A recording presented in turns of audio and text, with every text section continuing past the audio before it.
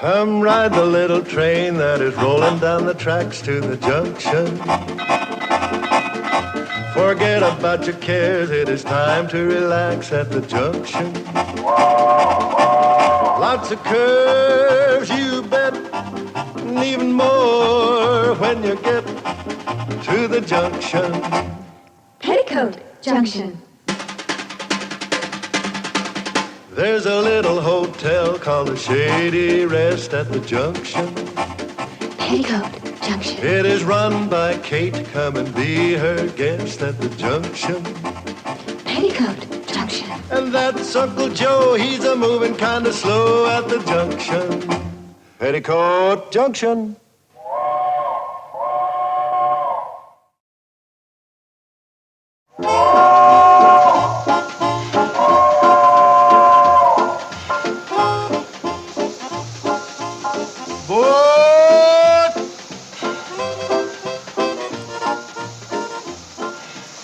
There you are, Joe. Just like Kate would have picked if she'd been here to buy it herself. Sam, I just told you while Kate's in Groverdale visiting her sick Aunt Winifred, I'm doing the buying and the deciding. I'll take that one. Well, Joe, those are identical to the one I just gave you. That one. Okay, Joe.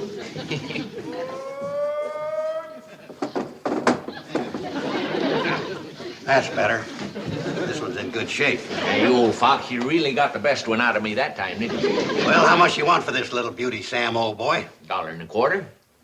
$1.25 for a washboard? Why, for that money, it ought to have a motor on it. About ready to go, Joe? I'll be along in a minute, Floyd, soon as we straighten out a little price problem. Well, hurry it up. The cannonball's ready to pull out. Make you an offer, 50 cents. Why didn't you ask me the price sooner, Joe? You know you get much more fun out of the haggling than you do out of the buying. Now, you know that ain't true, Sam. Well, Well, what? ain't you gonna make me a counter offer? Okay, Joe. How's about $1.20? 6 bits, not a nickel more. Nothing doing. Try $1 even. Okay, $1 even it is. Nothing doing. My top price is 90 cents.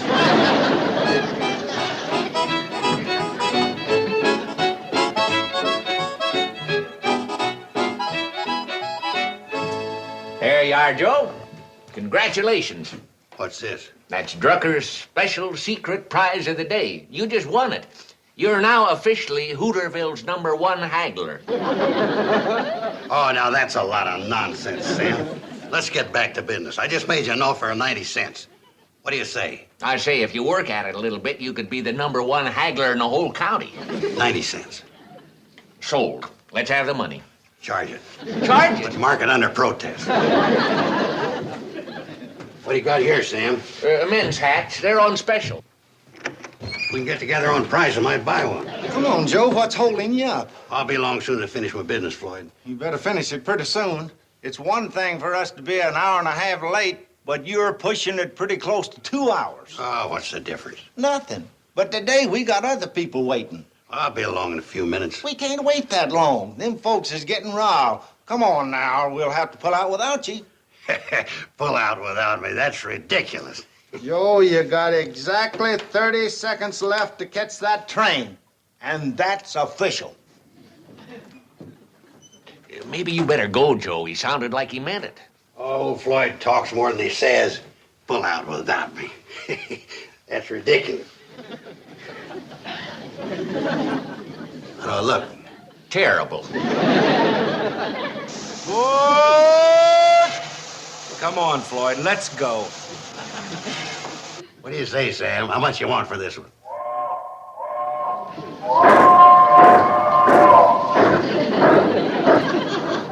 All right, Joe, since you got plenty of time before you start that nice long walk back to Shady Rest, I'm opening the haggling at $1.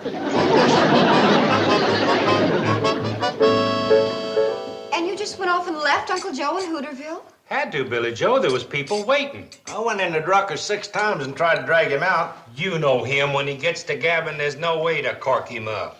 Well, I can understand how you both felt, but I can't help worrying about poor Uncle Joe, walking all that way. Yeah, he's out to be a little peeved.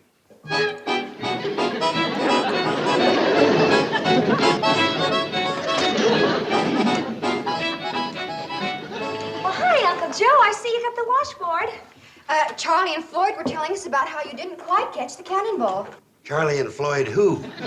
Now, Uncle Joe, that's no way to talk about old friends. Well, if you're referring to those two impatient operators of that rusty pile of junk laughingly called the Hooterville Cannonball, I ain't interested.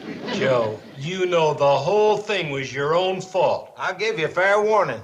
Girls, it seems to me I hear voices in this room. Would you mind telling them that from now on, anytime they're broadcasting, I won't be tuning in?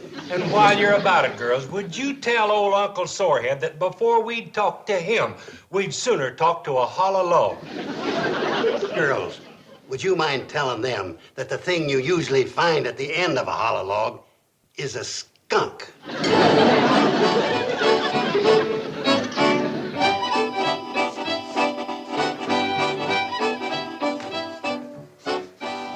Two polecats must be gone. The air smells a lot better in here. Joe, are you going to keep up this silly fight forever? Silly fight my eye. It's a matter of principle. What principle? I don't know, but there's one here somewhere. Joe, you sure look pretty. Where are you going? Orville's picking me up to take me to a movie matinee. Picking you up? In what? In his flivver. Well, how's he going to do that? The nearest road's 2 miles over the hill.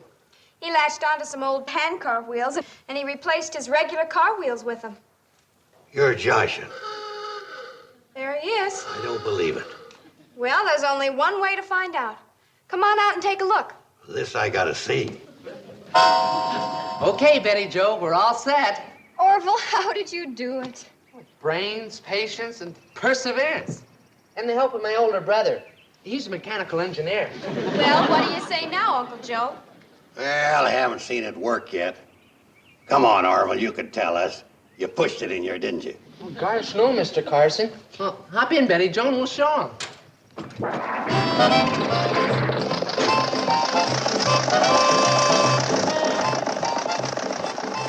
Well, Uncle Joe? Like I always said, that boy's got a lot of talent. When did you ever say that? Starting right now. He's got more talent than he realizes. In fact, he's just become a partner in a new railroad. I'm a little afraid to ask, but what are you talking about? What I'm talking about is that the Hooterville Cannonball is about to have a little competition from the Hooterville Flivverball.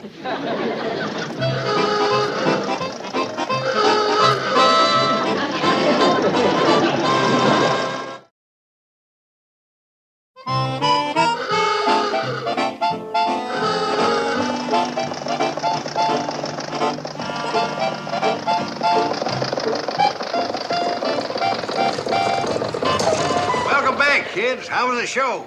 Fine. But riding in this was the real fun. Well, thanks for taking me to the show, Orville, and especially for the keen ride. Oh, sure thing, Betty Joe. Come on, Uncle Joe. You go on up the house, honey. I want to talk to my good buddy Orville for a minute. Let me get this straight, Mr. Carson. You want to go into partnership with me? Of course I do. You got talent, intelligence, and brain power, my boy. I have? In a car with flanged wheels. You really think we can compete with the Cannonball? Why not? They may be bigger, but we got more speed. Well, we can make a dozen runs to Hooterville while they're still trying to get up steam in Pixley. And all I have to do is lend you the car, huh? And furnish the gas and oil. Then we'll split the profits after that right down through the middle. Mr. Carson, I don't know what to say. Now, let's look at it this way. What other boy ever had half interest in a railroad at 16? I guess you're right. Well, of course I'm right, partner.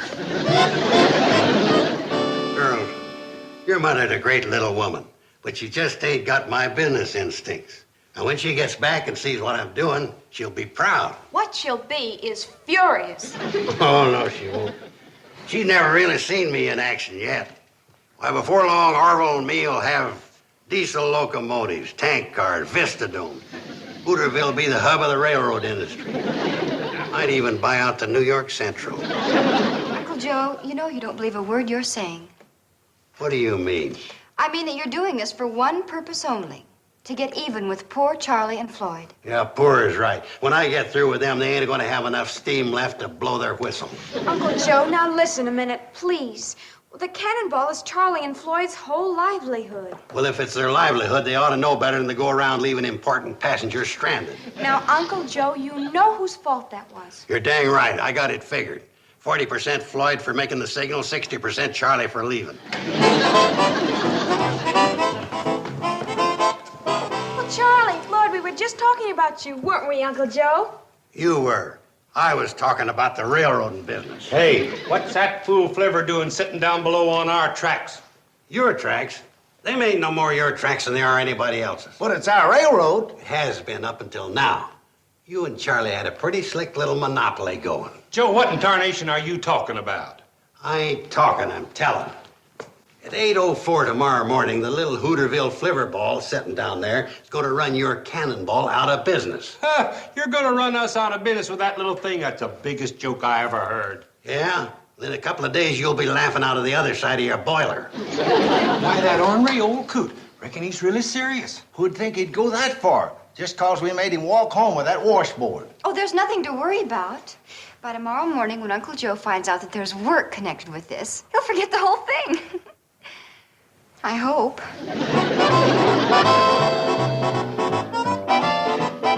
Step right up, folks. Ride the Hooterville Flivverball, a new adventure in railroad travel. Remember our slogan, fresh air, low fare. Did you ever see anything as ridiculous in your life? Yeah, who'd ride in that pneumonia buggy? Are you tired of riding in that cooped-up coach with its stale, used-up air? Then ride in the wide-open fresh air Flivverball, specially equipped for sightseeing. How do you do, sir? I can see that you're an experienced, discriminating traveler. Just step aboard. We'll be pulling out as soon as we're sure we're not leaving anybody behind. He sure grabs hold of a grudge real strong, don't he? He's got an elephant's memory and a mule's nature. Just step aboard, madam. On the Flivverball, both you and your chicken are welcome.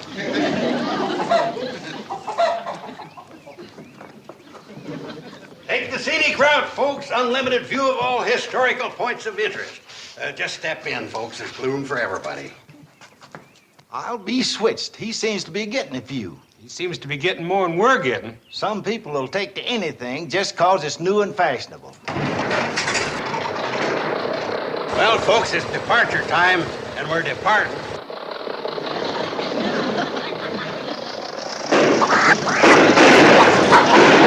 I'll say one thing for his train, it's got pickup. Yeah, but we get his overflow.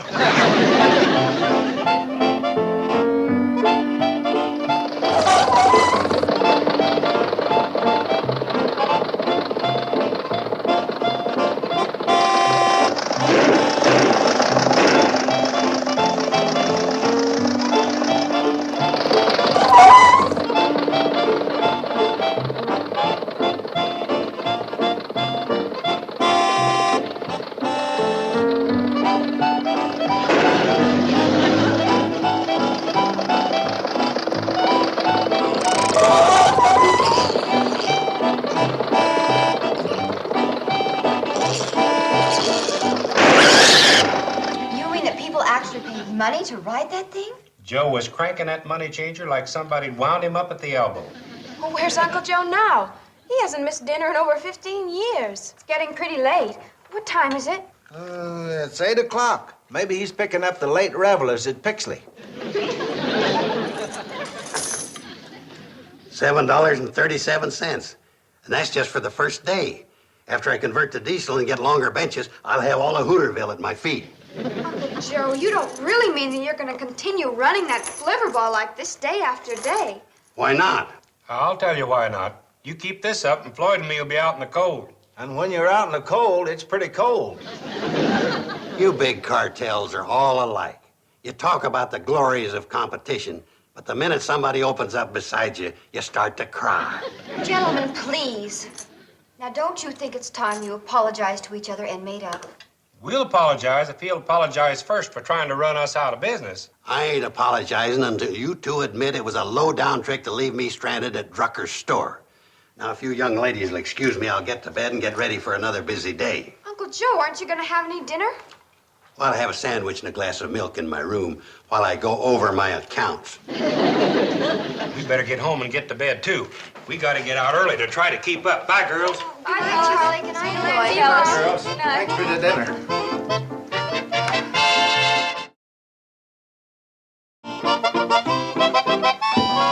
Good morning, Uncle Joe. Hi, Uncle Joe. Morning, Uncle Morning, Joe. girls. You got some breakfast for a hungry railroad man? Mom's in the kitchen getting it ready. Your mom's home? Yeah, she got in last night, and Aunt Winifred's just fine. I can close my eyes and tell you what we're having. Country sausage, buckwheat cakes, and blueberry syrup. It's my favorite breakfast. We told her what's been going on, Uncle Joe. I think she's got a surprise for you. Good morning, Uncle Joe. Good morning. Welcome home, my dear. Thank you. It's good to be home. Tell me something. Are you still in the railroad business? I'll say I'm still in the railroad business. A couple more days and I'll have that cannonball in mothballs. Guess that makes you feel real proud. Well, let's face it, some of us have it, and some of us don't. Putting Floyd and Charlie out of business would be a real triumph, wouldn't it? When they sell that cannonball for junk will be the happiest day of my life. Well, I guess when big businessmen get to competing, there's just no room for sentiment. Kate, you're finally getting realistic. You know, in the jungle of big business, somebody has to suffer. Kate, forgetting something? Oh, I don't think so, Uncle Joe. What? My plate. Ain't nothing on it but the painted flowers. Yeah, that's right. Aren't we planning on covering them up with hotcakes and sausage? No, we're not.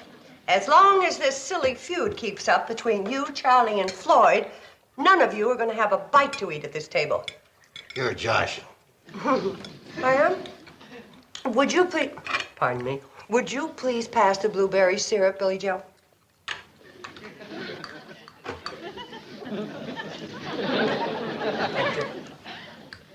Fish with Billy Joe, I think I'm having a bad dream. Oh, no, it's no dream, Uncle Joe. But now that you're a successful railroad man, you can eat in town at the Pixley Diner. Kate, you know I'm a forgiving man. I'm going to give you one more chance to change your mind. Do I get some hotcakes and sausage or don't I? You don't. Pass it, buddy. That does it. Girls, you've got the doggonest, stubbornest mother that ever was. Where are you going, Uncle Joe? Where do you think I'm going? I'm going to run that Flivverball until I die at the throttle of malnutrition. Do we smell sausage and buckwheat cakes? Yeah, and that's all you're going to get's a smell. That woman's turning real difficult. What's the matter with old Grumpy? Uncle Joe's always grumpy when he hasn't eaten breakfast. And he sure hasn't had any this morning. How come? Has he got dyspepsy? No. Uncle Joe just has a bad case of the stubborns. And Mom told him he wasn't going to get a bite of food until he stopped this nonsense with the Flivverball. It's a good thing you're back, Kate. Yeah, smart thinking, Kate. That'll bring him back to his senses. If he's got any. That's the only way to treat a stubborn old fool like him. That's what I thought. I knew you boys would be ready to apologize and make up. Us apologize? To that old railroad pirate? Never in a million years. Well, that just ended breakfast. And you're not gonna feed us either? Not as long as you three keep feuding. Well, Floyd, reckon we might as well get going. I guess we might as well. So long, Kate. So long, boys. Mom, don't you think you were a little hard on Charlie and Floyd? And Uncle Joe, too. Well, you practically took the sausages right out of their mouths. You girls remember when you were little kids and you used to have those stubborn spats with each other? Well, sure, Mom. Well, what you don't remember is how I got you over them. How did you? I used to get you so mad at me that you forgot about being mad at each other. Oh, I see. What you're doing is starving Uncle Joe, Charlie, and Floyd into getting mad at you. And going back to being good friends again. Now, let's clear the table. Mom, there's something I don't understand. What's that, Betty? Well, when we were kids, and you got us over being mad at each other by getting us mad at you, well, how did you get us to stop being mad at you? Honey, that was always the real tricky part.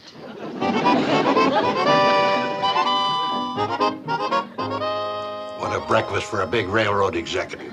Joe, those bananas are a little green, and if you keep on eating them, you're going to get a little green, too. Well, a man's got to eat something to hold body and soul together. Well, I don't know about your soul, but you could afford to lose about 40 pounds of body. If Kate don't come to her senses, I'll be known as a Hooterville skeleton. Somebody ought to come to their senses, but it ain't Kate. Why don't you give that fool Flivver back to Orville and let Charlie and Floyd run the railroad? Ha! Them two nincompoops couldn't run an electric train on a living room rug. I better get going. I've got to beat him through the switch to Pixley. Well, now, just a minute, Joe. Them bananas cost a nickel apiece. Sam, how can you talk about the price of bananas in the middle of a railroad war? I'd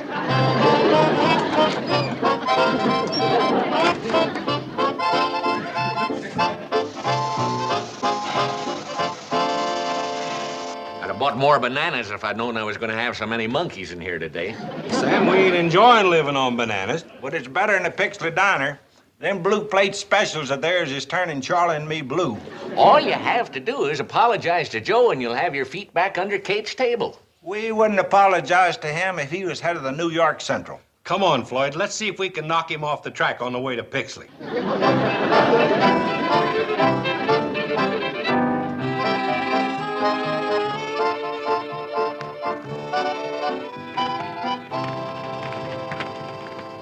I knew this old Army mess kit would come in handy someday. Well, if the Army had to travel on its stomach and waited for you to do the cooking, we'd lost the war for sure. Wait till you taste this. You're gonna be surprised. I'll be surprised if I ever get to taste it. Charlie, I'm the conductor, and I don't mind helping fire the engine, but I never signed on as a cook. Do I smell something cooking? Well, if it ain't the big railroader, Floyd, give Mr. Vanderbilt a seat. Don't be so smart, Alecky. Floyd, what you cooking? He's cooking some food for us. Oh, Charlie, let's give him a little. He's starving just like we are. I don't know as I'd accept charity, even if it was offered. Okay, we won't offer you any. On second thought, I'll accept. Here you are. Beef stew, a la World War I. Stew like this could lead to World War III. I never thought anything could taste worse than green bananas, but Floyd, you've done it. Oh, it is off-landed. Somewhere between World War I and now, I must have lost my touch. I suppose you know who got us into all this trouble. Kate. That's right. If it wasn't for her, we wouldn't be suffering like this. That stew on top of them green bananas is sure starting to make me suffer. That's the trouble with women. They ain't got no sense of humor. You're right, Joe. A few old friends start having a little good-natured fun, and right away some woman comes along and starts taking it serious. Of course. But how could she figure I was planning on staying into the railroad business? Me up to my ears in work running that hotel. Like I was telling Kate a little while ago, it's just too much work for one man, no matter how talented he is. You're right, Joe. Your place is back on the front porch of the Shady Rest, making decisions. And our place is running this cannonball. And all of our place is right back where we can get our feet under Kate's table. You know what's going on over there right now? What? Kate's laying out a spread of chicken and dumplings that'd make a statue come running to the table. Well, what are we doing here? You know what the old World War I infantry manual said? Sure. When they got you completely surrounded, surrender and join the enemy. Let's go.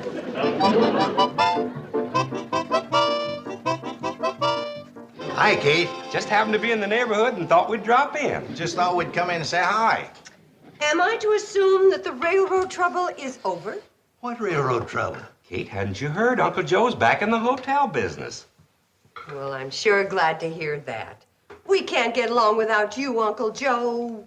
Hear that, boys? Women are helpless without us. Why don't the three of you join us for supper?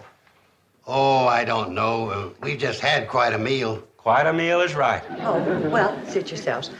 I have to call another guest, so please excuse me. Mr. Anderson!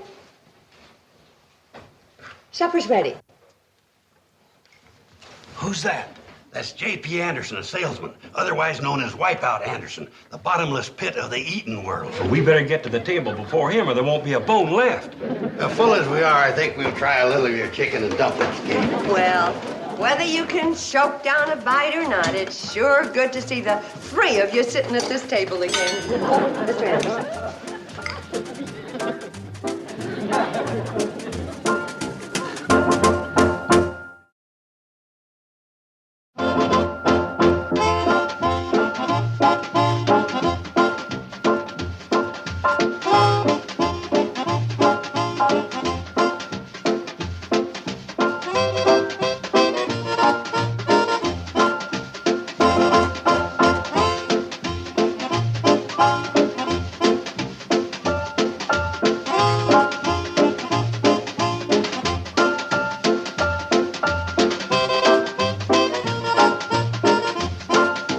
Petticoat, Junction.